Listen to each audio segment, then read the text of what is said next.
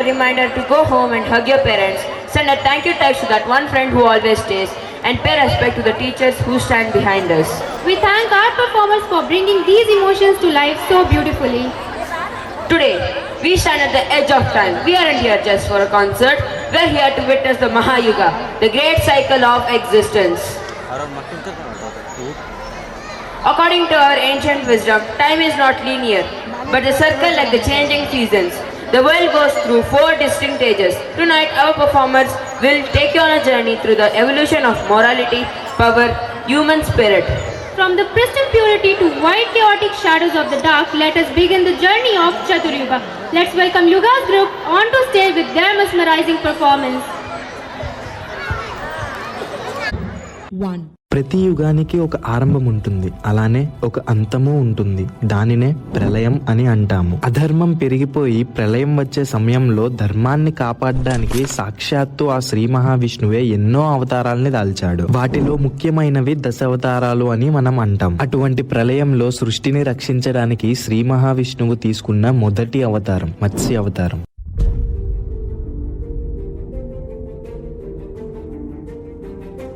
జరుగుతున్నది జగన్నాటకం,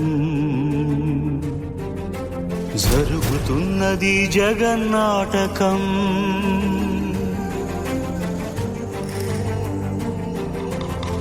పురాతనపు పురాణ వర్ణన, పైకి కనపడుతున్న కథనం, నిత్య జీవన సత్యమని భాగవత లీలల అంతరార్థం.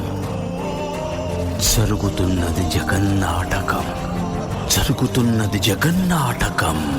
చెలియలి కట్టను తెంచుకొని విలయము విజృంభించునని, ధర్మమూలమే మరచిన జగతిని యుగాంతమెదురై ముంచునని, సత్యవ్రతునకు సాక్షాత్కరించి సృష్టి రక్షణకు చేయూతనిచ్చి నావగ త్రోవను చూపిన మత్స్యం, కాలగతిని సవరించిన సాక్ష్యం. ఇన్ని రీతులుగా ఇన్నిన్ని పాత్రలుగా నిన్ను నీకే నూత్న పరిచితునిగా దర్శింపజేయగల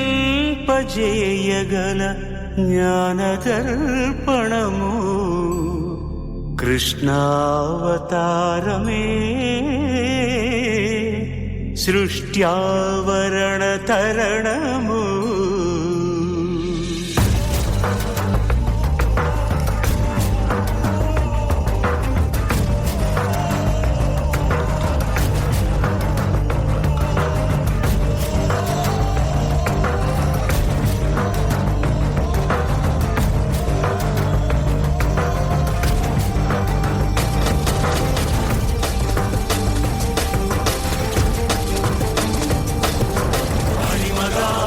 మహిమగా గరిమగా లఘిమగా ప్రాప్తిగా ప్రాగామ్యవర్తిగా ఈశత్వముగా వశిత్వముగా నీలోని అష్టసిద్ధులు నీకు కన్పట్టగా స్వస్వరూపమే విశ్వరూపముగా.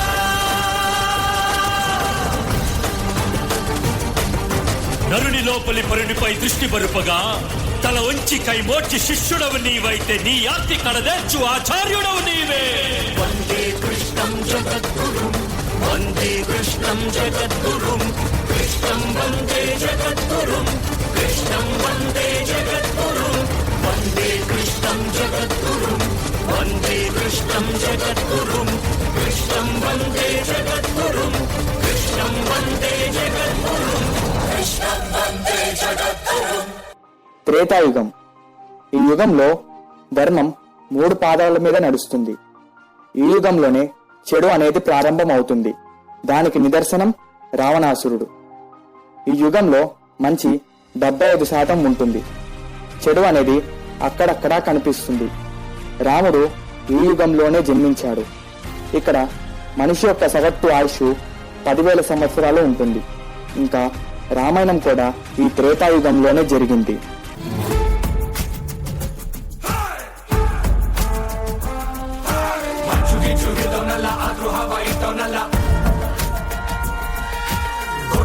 Perdona ओए कौन रे उन्हें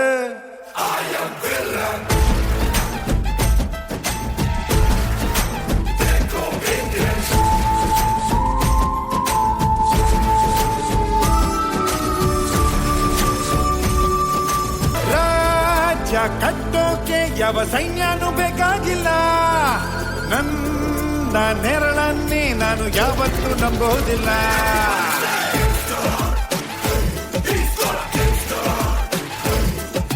ಕೈಲಿ ಕಾಸಿದ್ರೆ ಇಲ್ಲಿ ಕೈ ಕಾಲ್ಗೂ ನೆಂಟ್ರು ಎಲ್ಲ ಖಾಲಿ ಜೇಬಲ್ಲಿ ನಿನ್ನ ನಾಯಿನೂ ಮೂಸೋದಿಲ್ಲ ನಾನೇ ಕಿಂಗು ನಂದೇ ರೂಲು ನಂಗೆ ಯಾರು ಬೇಕಾಗಿಲ್ಲ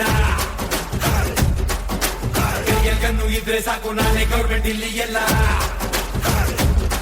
ಇಲ್ಲಿ ರಾಜನು ಮಂತ್ರಿನು ಸೈನ್ಯನು ನಾನೇ ಕಣೋ आपका नाम क्या दादा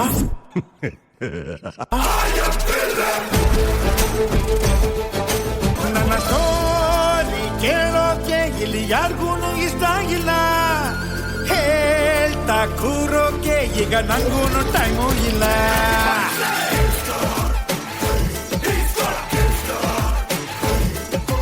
ನೀನ ಹೆಜ್ಜೆನ ಕಂಡು ಹಿಡಿಬಹುದು ಅಂತಾರಲ್ಲ ನನ್ನ ಹೆಜ್ಜೆನ ಕಂಡು ಹಿಡಿಯೋರು ಹುಟ್ಟೇ ಇಲ್ಲ ಮುಂದೆ ಏಟು ಒಂಟಿ ಸಲಗ ಸಿಂಗಲ್ ಆಗಿ ನುಗ್ತೀನಲ್ಲ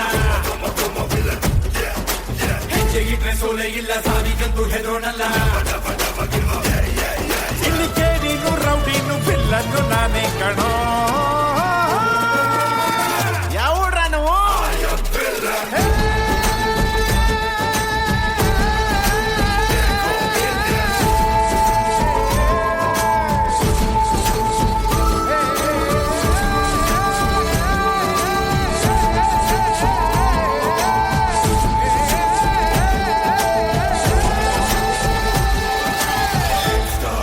ద్వాపర యుగం.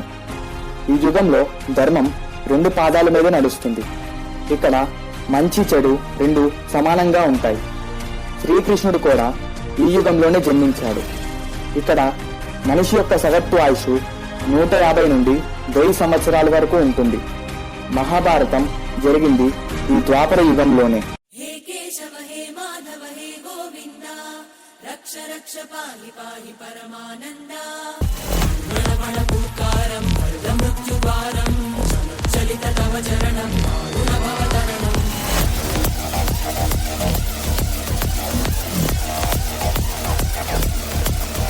सङ्कल्पबद्धवी हृदयं मरणभयं मरणभयं मरणभयं वाञ्छितमे लोकहितं इति सुमृतव्रतं इति सुमृतव्रतं इति सुमृतव्रतं वाञ्छितमे लोकहितं इति सुमृतव्रतं इति सुमृतव्रतं इति सुमृतव्रतं केशव हे माधव हे गोविन्द रक्ष रक्ष पाहि पाहि परमानन्दा हे केशव हे माधव हे गोविन्द रक्ष रक्ष पाहि पाहि परमानन्दा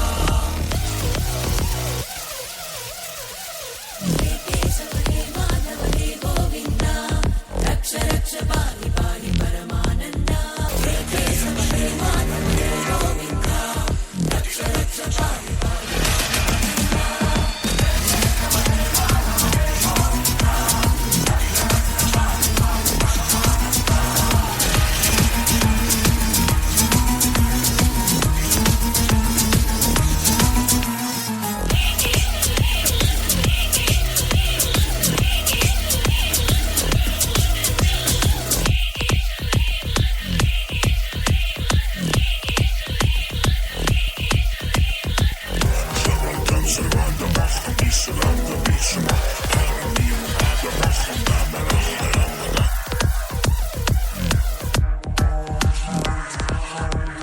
కలియుగం.